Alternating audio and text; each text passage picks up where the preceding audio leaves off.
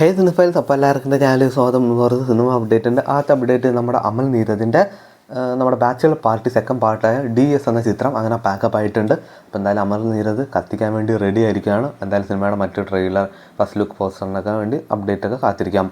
നമ്മുടെ ദുൽഖറിൻ്റെയും DQ41 താൽക്കാലികമായിട്ട് പേരിട്ട ഈ ചിത്രം അങ്ങനെ പാക്കപ്പ് ആയിട്ടുണ്ട്.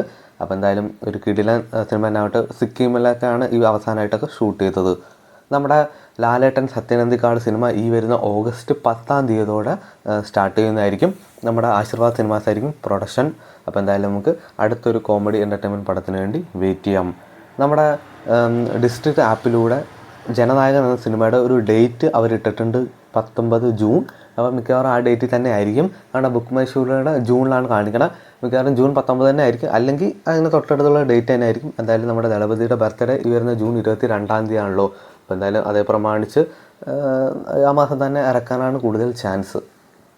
നസ്ലിൻ്റെ മോളു ടൈംസ് എന്ന ചിത്രം ഈ വരുന്ന ജൂൺ 5 റിലീസ് ചെയ്യുകയാണല്ലോ. ഇന്നലെ സിനിമയുടെ ടീച്ചർ റിലീസ് ചെയ്തിട്ടുണ്ടായിരുന്നു. അത്യാവശ്യം ഡീസൻ്റ് ആയുള്ള ഒരു പ്രതീക്ഷയുള്ള ടീച്ചറാണ് നമുക്ക് കിട്ടിയത്. സുഖമാണെന്ന് എന്ന ഈ മലയാള ചിത്രം ഈ വരുന്ന മെയ് 29 നമ്മുടെ പ്രൈം വീഡിയോസിലൂടെ സ്ട്രീം ചെയ്യുന്നതായിരിക്കും. നമ്മുടെ KD ദ ഡെവിൽ എന്ന ചിത്രം ഈ വരുന്ന മെയ് 28 വ്യാഴാഴ്ച ആമസോൺ പ്രൈമിലൂടെ ഏതാണ്ട് 5ഓളം ഭാഷയിലൂടെ OTT റിലീസ് ചെയ്യുന്നതായിരിക്കും. പെഡ്ഡി എന്ന രാംചരൺ ചിത്രത്തിൻ്റെ ഹല്ലല്ലോ എന്ന ഐറ്റം സോങ്ങിൻ്റെ ഫുൾ വീഡിയോ ഇപ്പോൾ യൂട്യൂബിൽ അവൈലബിൾ ആണ്. ഇന്നലെ രാവിലെയാണ് ഈ സോങ് റിലീസ് ചെയ്തത്. അപ്പോൾ ഇതുപോലത്തെ OTT വാർത്തകളും സിനിമ വാർത്തകൾക്കും വേണ്ടി ചാനൽ സബ്സ്ക്രൈബ് ചെയ്യുക, കൂടെ സപ്പോർട്ട് ചെയ്യുക.